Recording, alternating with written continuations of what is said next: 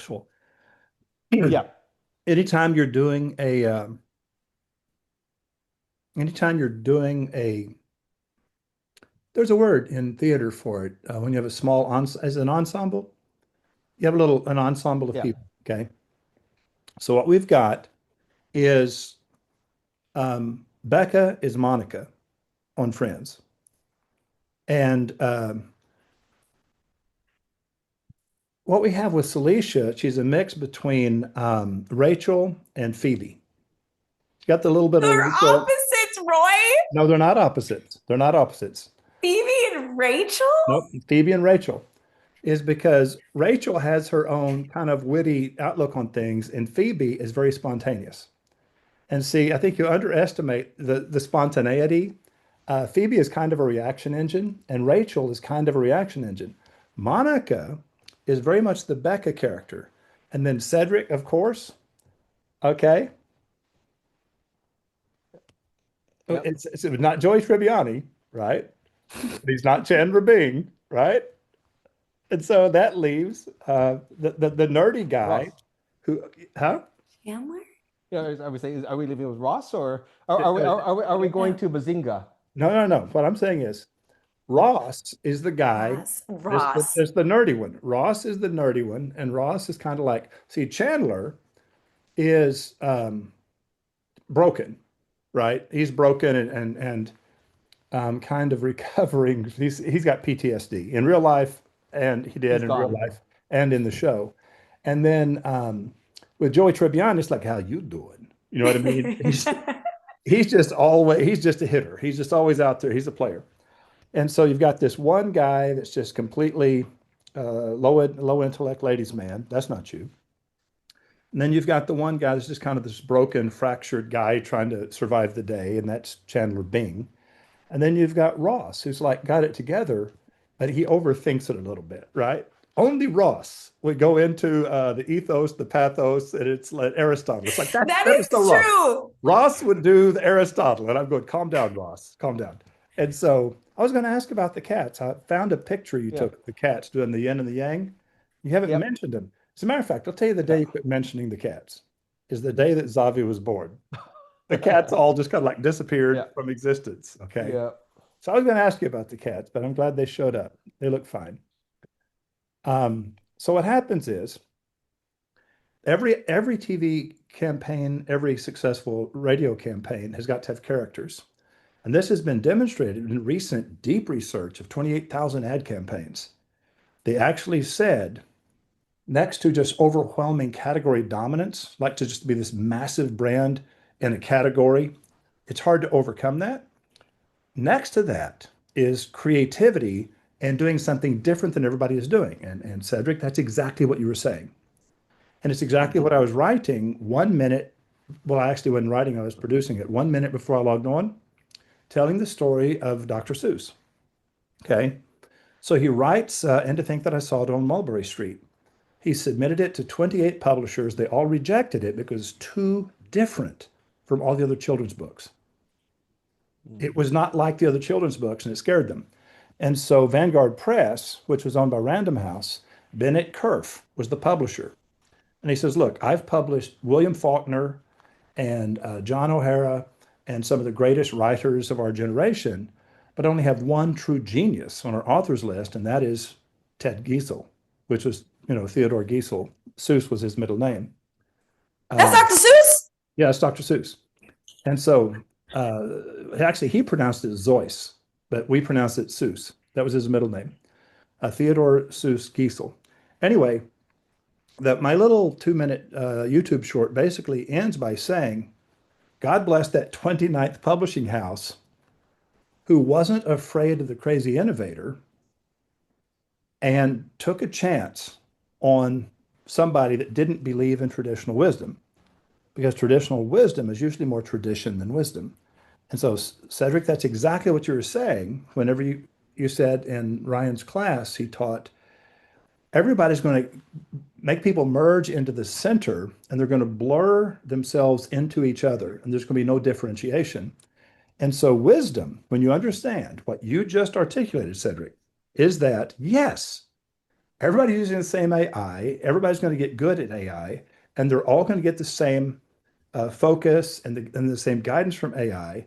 And it's going to blur everyone together in the middle. They've all got the same strategy. And as you pointed out, it's going to become incredibly expensive now because you all Yeah. have the same strategy, just outbidding each other. And what Dr. Seuss did, and what everybody else has ever done that created a distinctive brand. And by the way, let's go back to characters. Okay. Overwhelming category position, dominance, right? You're just hugely bigger than anybody else in your space. That's really hard to overcome. Just below that is innovative creativity and differentiating yourself through a creative strategy that nobody else is doing. Just below that is characters. Characters. Just below that is what's called sonic devices, which is what we would think of as auditory brandable chunks, auditory signatures, little special effects kind of things, that are little noises or little things that you do. As an example, Celicia, we were joking, I think when you were Is in it like the Austin, jingles in China? Yeah. not exactly jingles, because it's simpler than a jingle. Or not that the like the Intel bum bum bum bum bum. Perfect. That's an auditory signature. And so now for 36 years in New Orleans, at the end of every Ramsey's Diamond Jewelers ad, you'll hear this voice that says, Ramsey's Diamond Jewelers. And it's me. And I'm just doing a really bad imitation of Tony the Tiger. And That's so you? that's me. And so in New Orleans for 36 years, everybody in New Orleans, 100% of the population, can completely freak out. And Robert or Manley Miller, whoever I'm with, will say, hey, do that thing, do that thing. And I go, Ramsey's Diamond Jewelers. And then they'll go, it's Ramsey's Diamond Jewelers. And so what I'm saying, that's an auditory signature. It's just a goofy way of doing something. Auditory signature, characters, creativity that disrupts the predictable pattern, right? And then the only thing bigger than those three, and by the way, you know what's the most punk thing in the world? Absolutely proven to make the least freaking difference. A logo. Logos don't mean crap. The font that you choose means more than the logo that you have.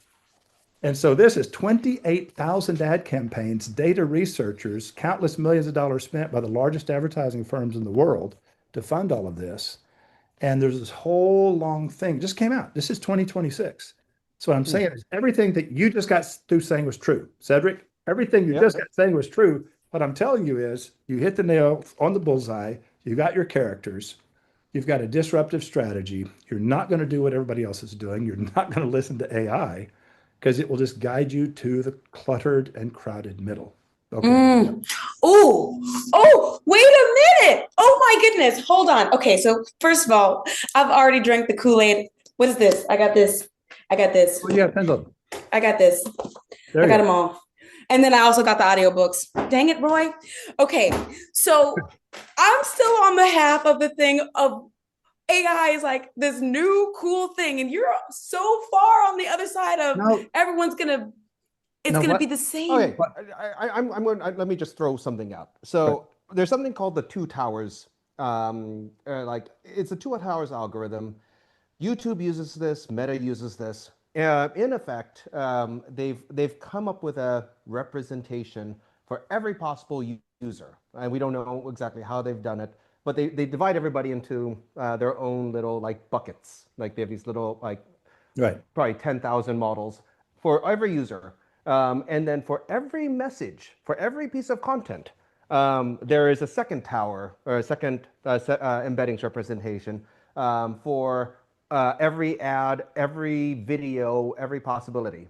And based on those two, you get a message, and then you take the message or the key, and then you combine that with the user. You get the intersection, and then it will predict which users will want to watch that message. Right. Now, and you'll get a score for every user. And if you're in the top like 10 keys for that user, you get introduced on their feed.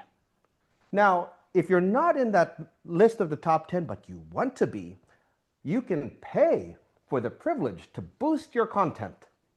And that's how they will boost you. It turns out it's really only one reward algorithm, because it turns out that all these companies really want to do is make money, And if they could make money by selling every eyeball second that they had, for every second you're on ad, if you were actually paying them or a brand was paying them to access you, they would do that. But they can't because most ad content sucks. So what they end up doing is they show you stuff that you really want to watch, and then every now and then, they'll collect a few pennies to show you something that you don't really want to watch. And so that in effect, they are billing the brands that are paying them for advertising as a fine or a tariff or a tax on the chance that you will actually swap out and switch from like YouTube to TikTok or YouTube to Instagram. That's really what advertising is paying for, Yep. is that you're paying for the privilege to risk a user losing attention. The thing that I have been told by all the people that I think maybe know what they're talking about is that when you do boost, like on YouTube, you screw up the algorithm because it gives you a higher percentage of non-engagement. And so they actually ding you for the lack of engagement. And so the more you pay them, the more they show you to people that aren't really the right people. And then they disengage quickly. They don't watch till the end, and then you get punished. So you get because less, your or the more average that watch time is the more down. the more that you pay, the more that you get punished for paying. And so you have to spend more to be shown to more people, because what happens is there's two different things going on. Is, as you were saying, YouTube only wants to show your shows to people who have already indicated that they're into exactly what you're doing. And this is where meta tags matter. Plus, above and beyond the meta tags, they're measuring. When we show it to these people, they watch it all the way to the end and they click it and watch it. We show it to these people, they don't. And so it's learning, it's learning, it's learning. And I've already figured out just in 22 days, because I'm doing some pretty obvious experiments, it has already figured out what the nature of my channel is. And anytime I do something, no matter how good I think it is, right? So one thing gets 5,000 views in like 3 days. The other one gets like 6 views in 3 days. And it's because the one that has 6 views, it's not less good. It's just not what the people that they have already decided is my audience wants. And so they're not clicking it and they didn't watch it all the way through. And so I've already figured out I've been pigeonholed, which is fine with me, and what amounts to interesting things you've never heard about American history, and by extension, even world history that involves America. And so anything that is I've got hundreds of these, and the little short stories that nobody's ever heard. And when they hear this, they go, "Wow, that was very specific," and I can fact check that, and then they find out, "Oh my God, that's actually true." It's fascinating. I'm going, okay, they've already figured out that that's what my audience wants. They figured it out in 22 days. And I see now, but I post something that fits what they think my audience wants. It does incredibly well because it's what's the word I'm looking for? It's It's you know, self-adapting and self-learning. self-fulfilling. It's In effectively other learning. words, Yeah, if self-fulfilling. they've decided this and then I play along with it, it reinforces it. When I violate it, it doesn't reinforce it. And I'm going, okay, so once they kind of picked what they think you're doing, they kind of make you do more of that. And I'm okay with it because what I'm saying, where they've kind of put me is a space I'm comfortable in. But anytime I go outside of that a little bit, I get whacked. It's like, yeah, we're not even going to show that to anybody because that's not what we want you doing. Unless you retrain your audience into. Well, you That's what don't retrain the audience. You produce new content that you eventually start a new now channel. You literally start a yeah, new channel. I'm getting ready to start another couple of new channels just so that I can have a different identity on some of these other channels. And where I put the content is going to be, and Jeffrey Eisenberg told me I was going to wind up having to do this. He said, I'm telling you, Roy, he says, I know your work and you're going to wind up with like 5 different channels. There's different things that you do and you do all of them pretty well. And he says, but they don't overlap as much as you think they do. He says, you're going to wind up with different channels targeted to kind of like different people who like different things that you do. Mm. And I'm beginning to already see that. I'm beginning to see, okay, And so one of which is going to be, I think I told you guys, I started the third political party called the Absurdocrats. I already know that Yeah. the Absurdocrat Party, all of that content, which is really, really hysterical, it doesn't fit any of my current three channels. It's going to have its own channel and its own website. So all of the Absurdocrat content, which is basically making fun of everyone mercilessly. The whole political system is out of control, and all you It's bitches out of crazy. control. It's like you bitches be crazy, and we're laughing at all of you. And so, anyway, Where there's do I Becca. join? Hello, Becca. Becca, we've been waiting Hello. anxiously for you to Yep. return. And now Yep. Oh, Cedric sorry. has a theory.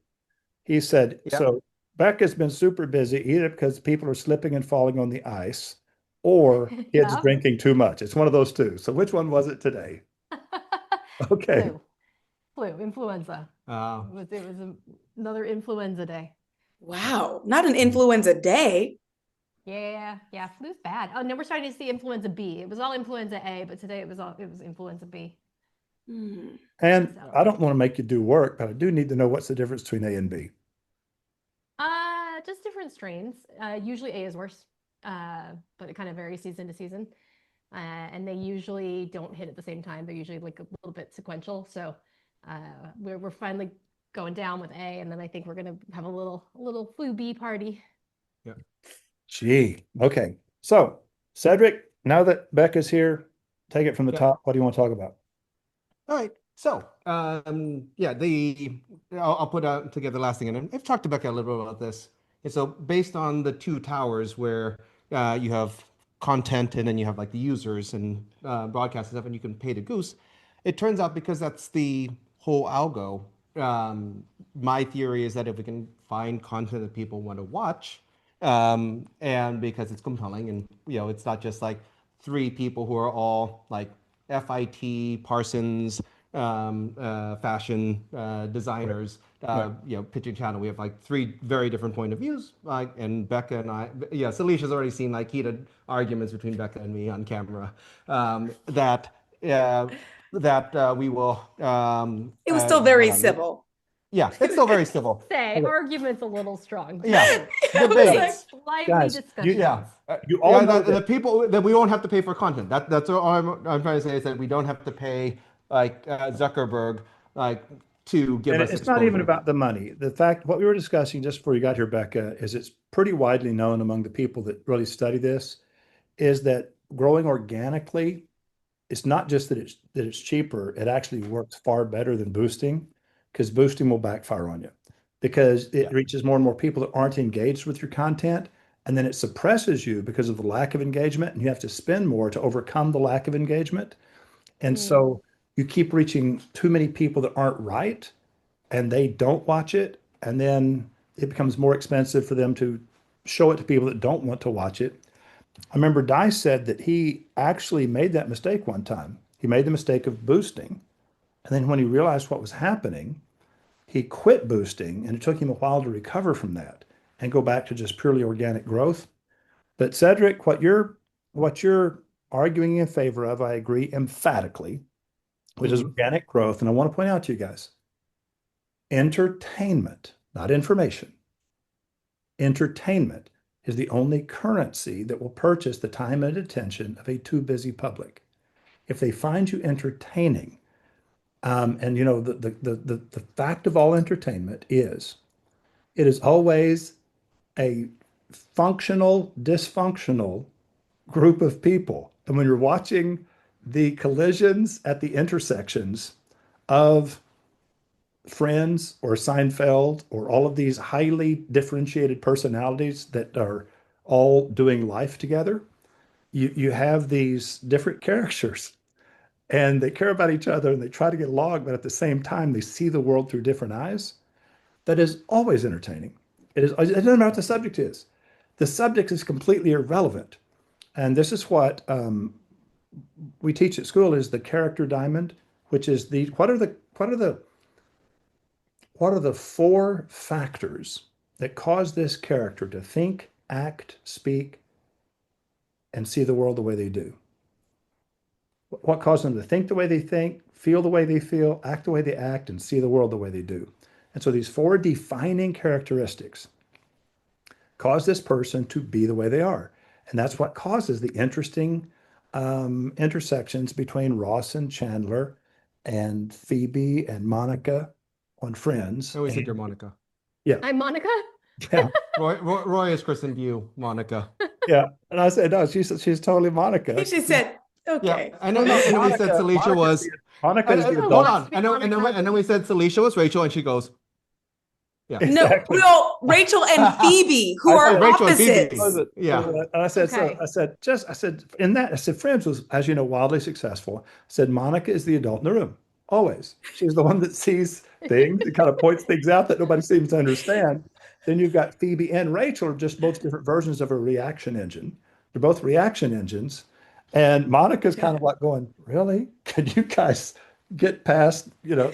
And then I said, so when you're looking at who's the guy that's a little bit of a nerd, it's Ross. Chandler Bing is a broken human. He's got PTSD just from life and the crises in his life. And then Joey Tribbiani, he's just a ladies' man. How you doing? You know, hey, Yeah. how you doing? And so it's like, no. What we have is we've got Monica and we've got Ross, and then we've got a mixture of Phoebe and Rachel because the color and sparkle and just entertaining reactions and energy that Celicia brings, that's her superpower.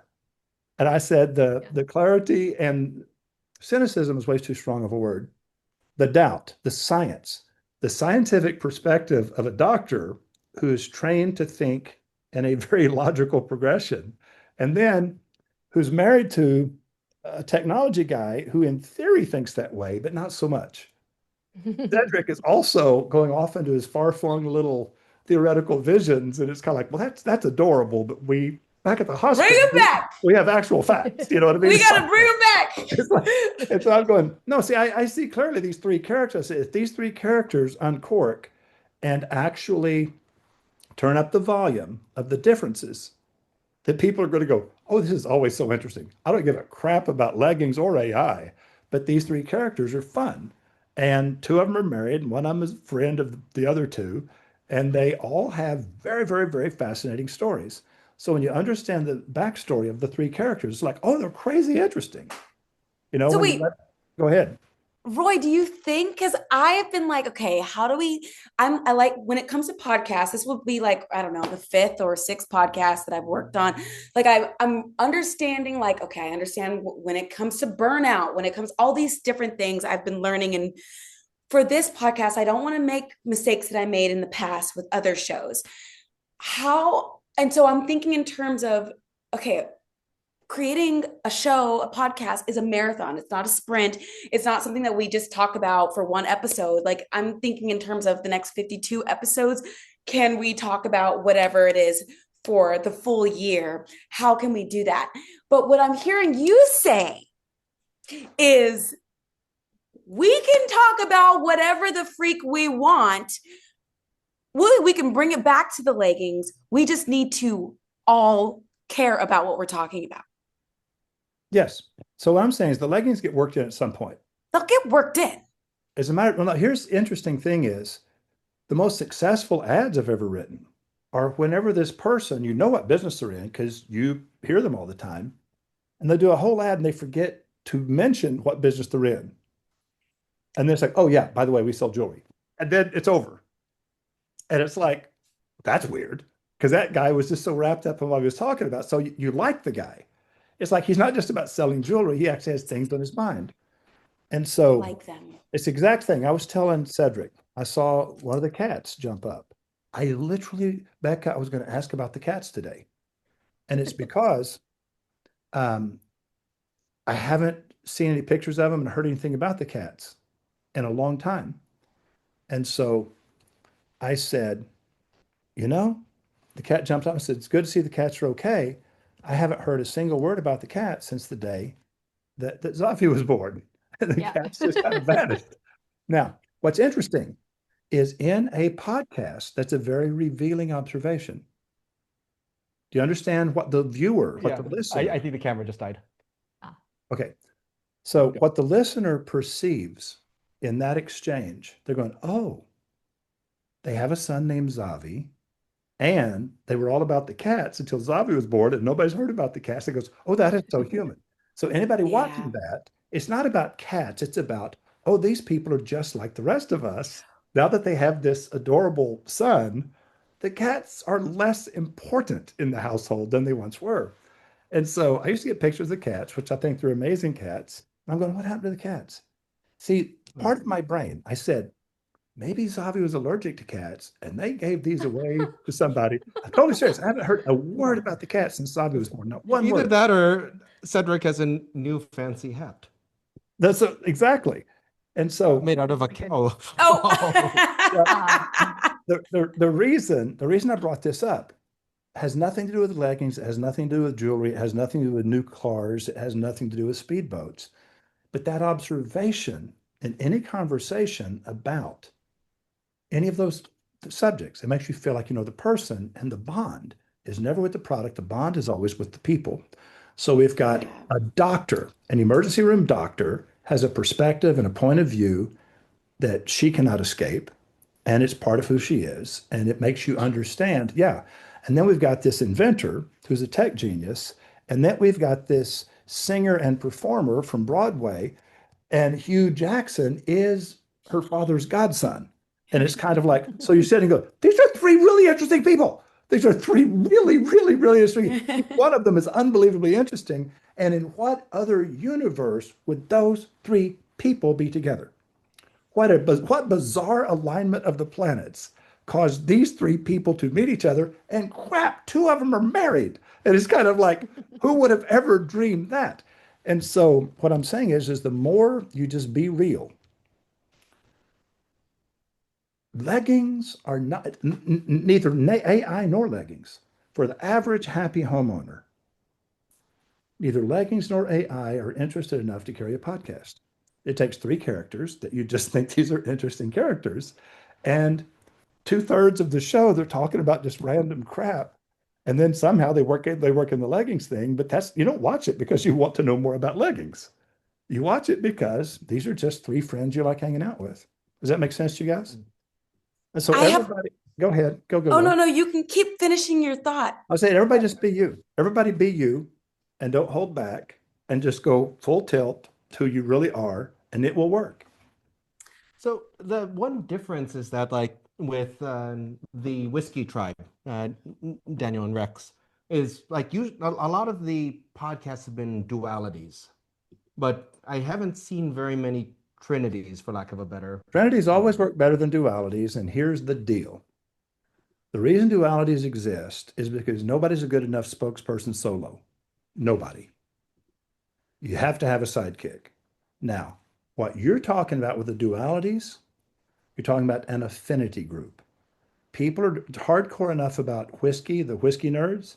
There's a zillion people that are whiskey nerds, and they're whiskey nerds and they'll watch a whiskey show not because of the duality, but because of the subject matter. The duality just makes it more entertaining. You don't have an affinity group you can speak to. Nobody cares enough about leggings to follow a show about leggings. They just don't. This is not an affinity group. The thing that Chip Wilson had going for him was yoga. It was never about leggings. It was about yoga. Now, the yoga position was dominated and capitalized upon and maximized by Chip Wilson for Lululemon, and it's been done. And there's no room for somebody else to try to become the king of yoga. Now, because he was the early mover, he got the momentum. And I'm saying, so your only shot is to play into AI and a doctor and a Broadway performer. And I've always said that Celicia came to my attention when she just made a comment and Cedric shared it, and I laughed. I said, these are the first leggings I've ever tried on that don't make me feel like a fat whore. And I'm going, that is so hysterically funny. The fat whore line, I'm just going, oh my God, that girl is unplugged. And then I found out, oh, I found out much later, she's a performer. Of course, she has the energy and the sparkle and all that. And I said, so the disruptive reaction engine, which is a performer. I'm so question about that. Go Thank ahead. you also, Roy. Thank you. But when we're doing these episodes, and we've only done 2 so far, to me, my role is like to be the alley oop. I want to like ask them the questions, and so that they like it's Cedric and Becca. Like this is theirs. All right. This is theirs. If you watch some Whiskey Tribe episodes, so it was originally Rex and Daniel. And so Daniel was the intelligent one and Rex was the mooch. So he just played the hobo character, right? And it was extremely successful. Well, then Daniel goes off, he's got too much to do at the academy, doesn't have time to fool with this whiskey thing. He sold his half the whiskey business to Rex and became more devoted as chancellor of the academy. So now Rex had to get a replacement for Daniel. He didn't want to get another bad imitation of Daniel as this intellectual guy who knows everything about the subject. So he has Brianna. So Celicia, you just need to watch a couple of episodes of Whiskey Tribe on YouTube, and you look at Brianna, and Brianna is a bad imitation of you. She doesn't have as she's got 30% of what you've got, but you'll see it. You'll go, oh, she makes him interesting because she has big reactions and a lot of energy, and it elevates Rex because he doesn't have quite that natural over the top kind of presence. And I'm going, that's what you bring. What you bring is not and forgive me for saying this. You're not Johnny Carson. You don't need to be Johnny Carson. You don't need to be the host that brings out the best in the guest. You're the person who reacts so strongly to things that you trigger the viewers to react strongly. They follow your lead. And when you're amazed, they feel amazed. I feel When you're that. Okay. extremely interested, they feel extremely interested. And so they're just following you as the cult leader. And so what I'm saying is, when I've you always wanted to be a cult leader. whenever you react to Cedric and Becca, everybody else is modeling your reaction. They're feeling what you're feeling. It's the whole vicarious, okay, I'll somewhere, Becca, in medical school, they probably talked about mirror neurons. Mirror neurons are what allow us to feel this is why people watch sports. It's why people go, oh, because boom, somebody gets hit really hard and they react like they were hit really hard. It's why you can watch movies and feel this emotion and cry because it's mirror neurons. It allows us to occupy other people's skin and we feel what they are feeling. And it's part of physiology. And so you're just the vehicle.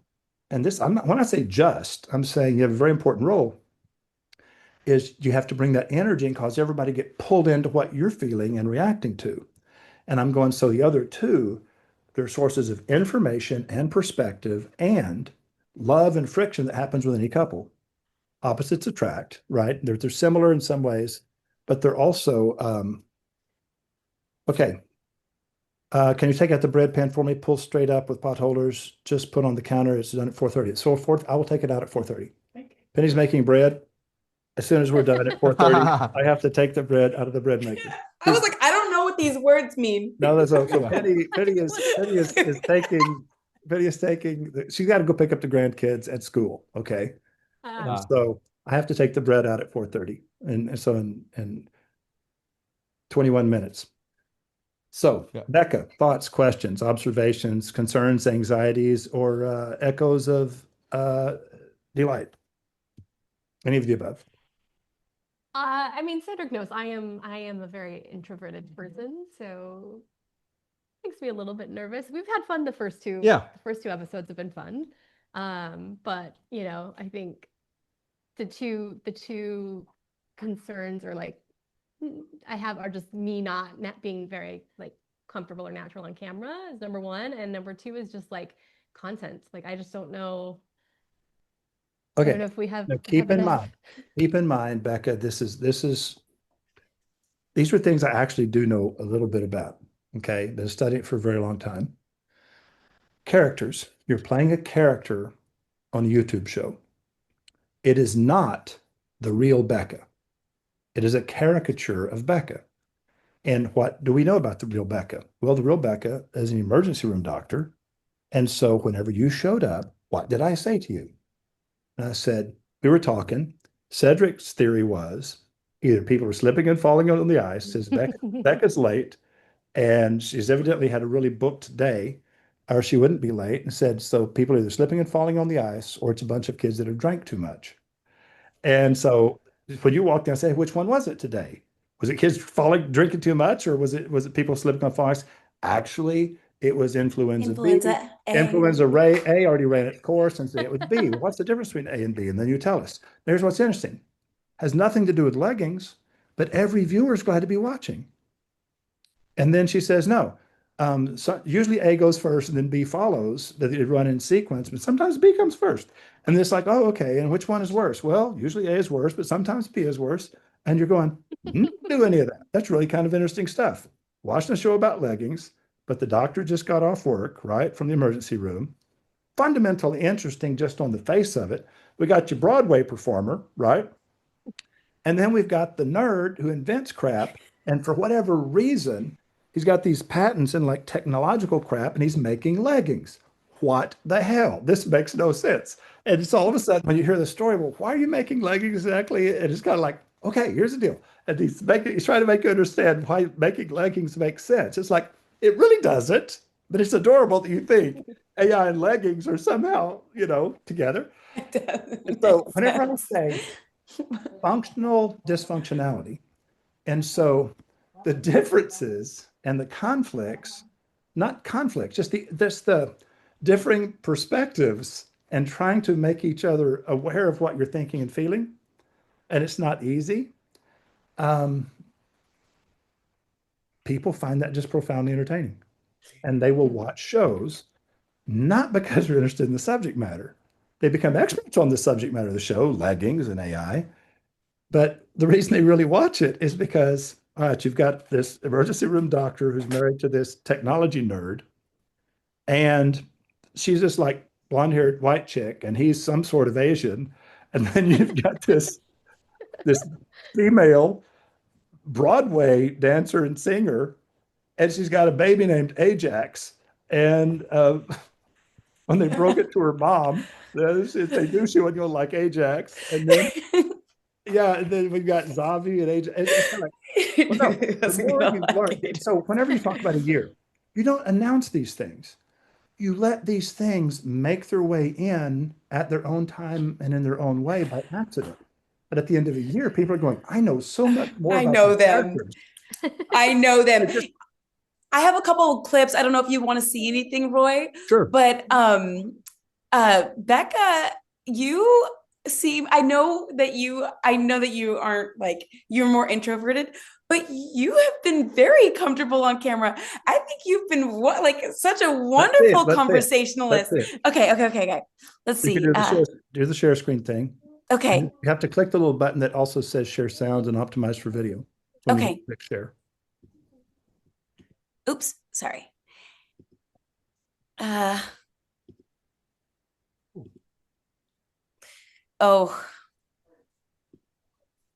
Hold on. Yep. First, you need to have it on your desktop usually. Yeah, I guess I don't. Whoops. Doesn't matter. No, just take a minute, put it on your desktop, and then come back and click share. Select the thing you want to share. Little thing will pop up. The show starts out with the joke about a doctor, an actor, and an engineer start a leggings company. Yeah, that's a joke.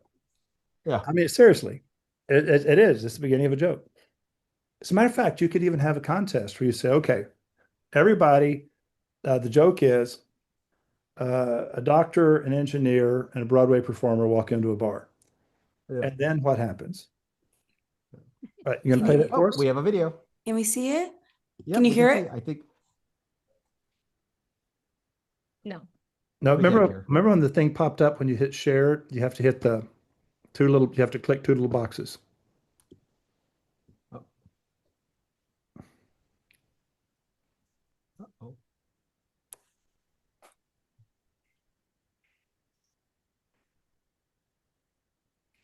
Nope, we're not getting any sound. You're going to have to unshare. Oh, You're going to have to unshare and then start again.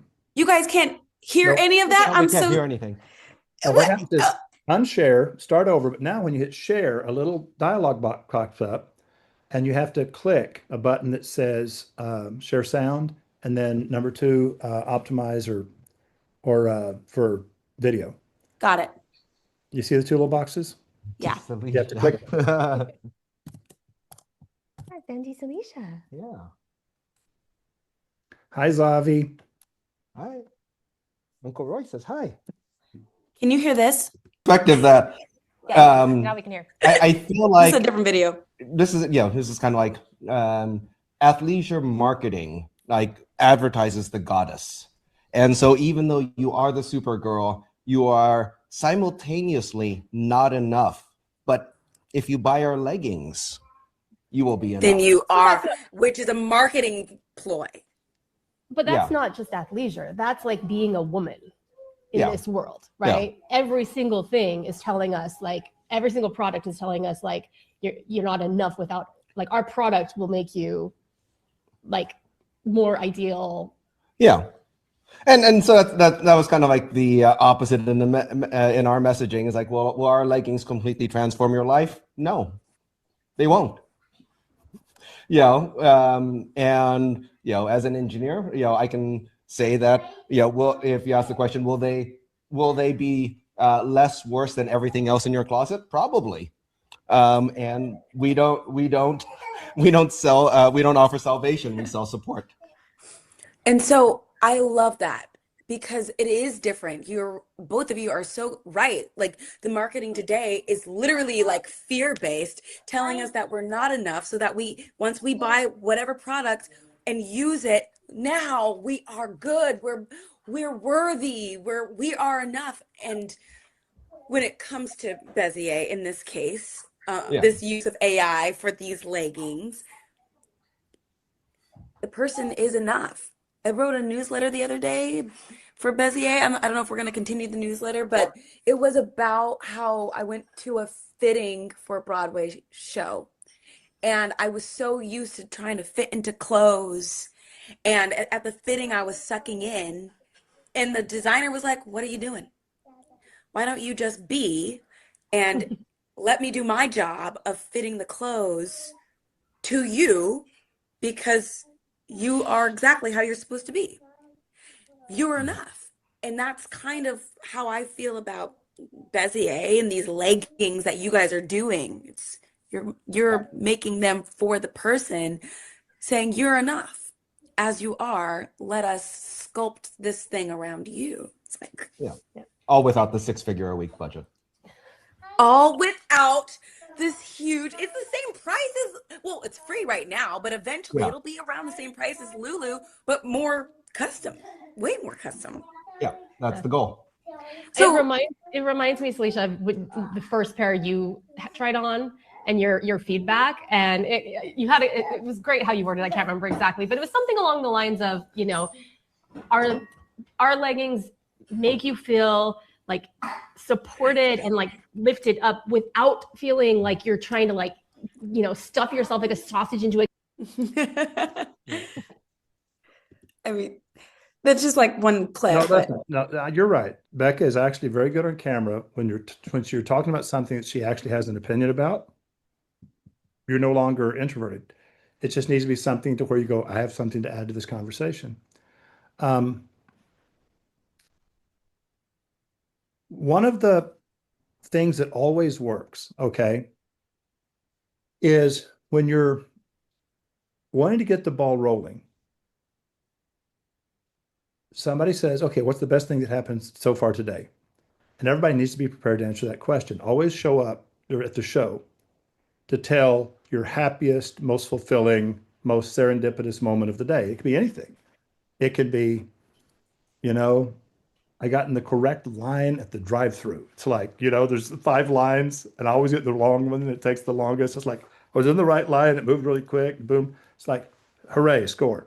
It can be something interesting. It can be something profound. It can be something frivolous. It can be something just, silly.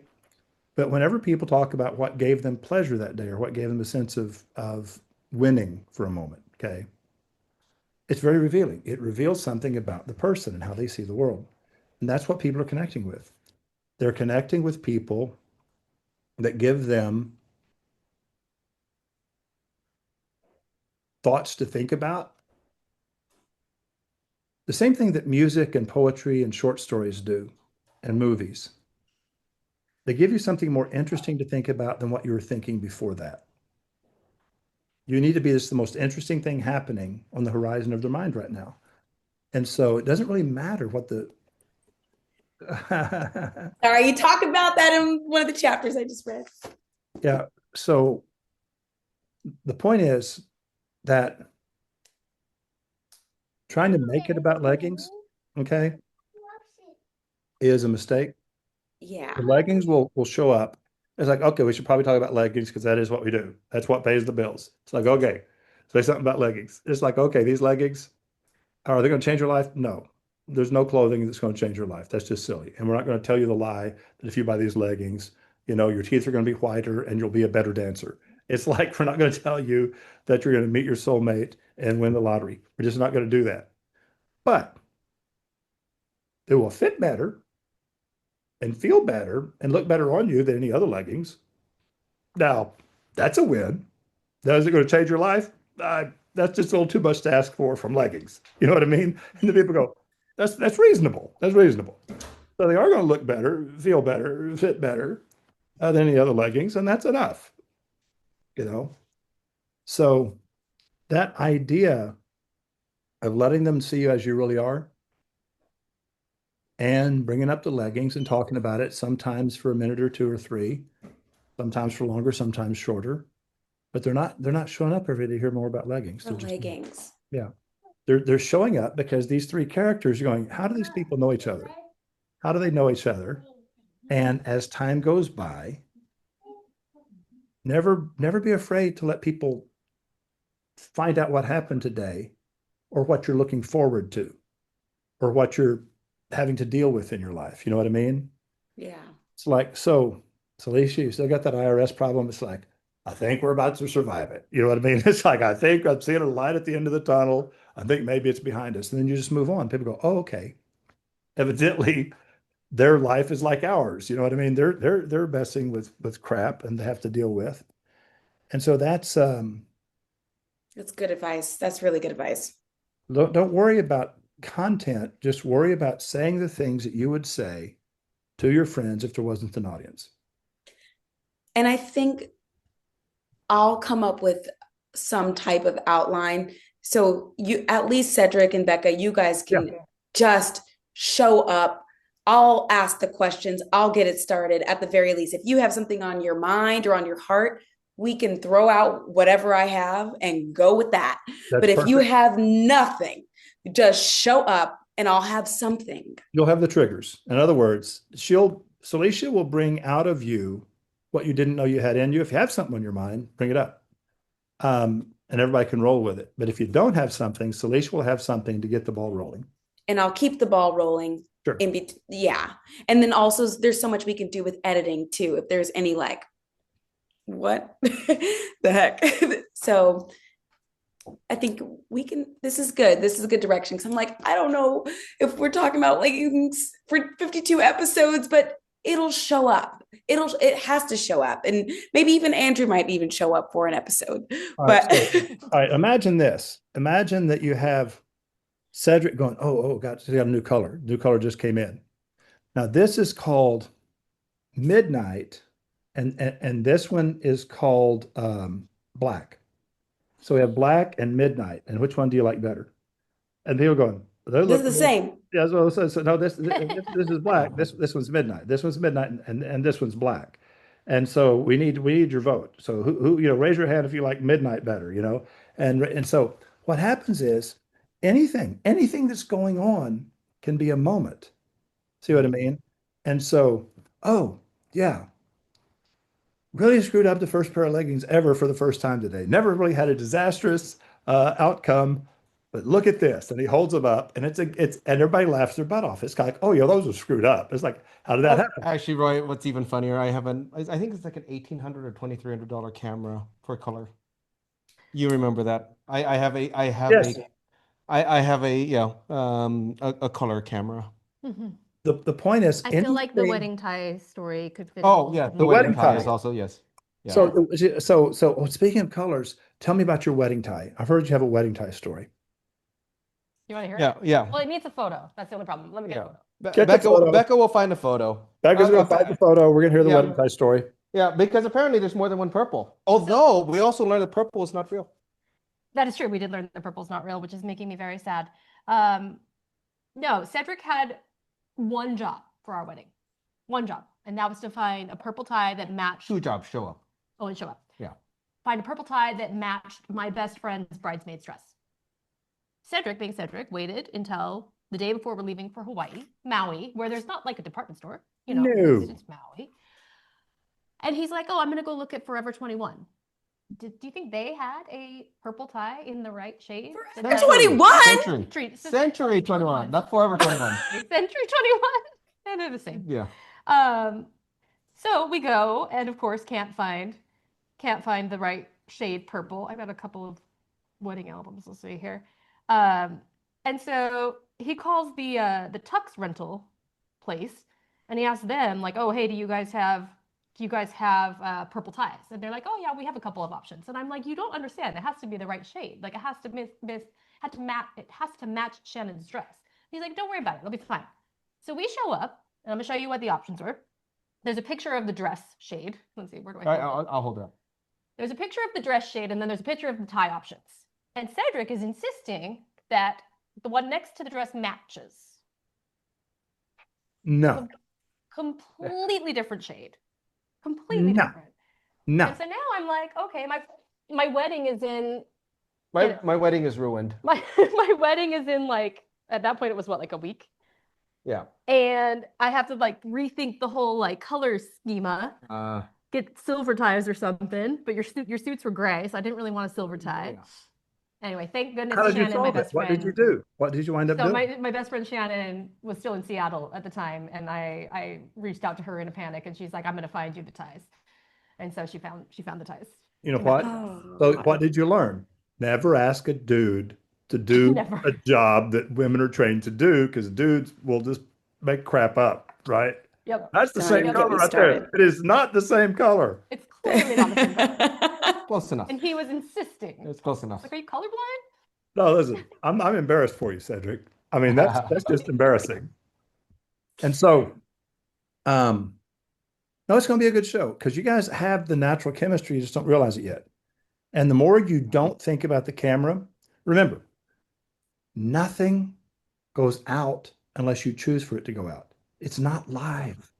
Yeah. And so when you realize you never have to be careful about what you're going to say, because you can take it out. Nobody sees this unless you choose to leave it in. It's not live. Yeah. And so you That's can be good. as reckless, you can be as ridiculous, you can be as spontaneous, you can be as anything. And sometimes stuff that you'll do, you go, oh, we should not put that in there. And they go, actually, it kind of works. Let's look at this and talk about it. You go, all right, let's leave it in there. I think you're right. It's an interesting moment. And then you'll find out, oh my God, people loved that. The thing that we thought maybe was like, It's usually how it is. shouldn't be there. It's like, nope, that's what should definitely be there. That's the thing that people are like, every time. Every Exactly. time. The Speaking stuff you of want to Felicia, cut. I'm having second thoughts about my comment I made about men not being as complex as women. last No, time. you always want to do that.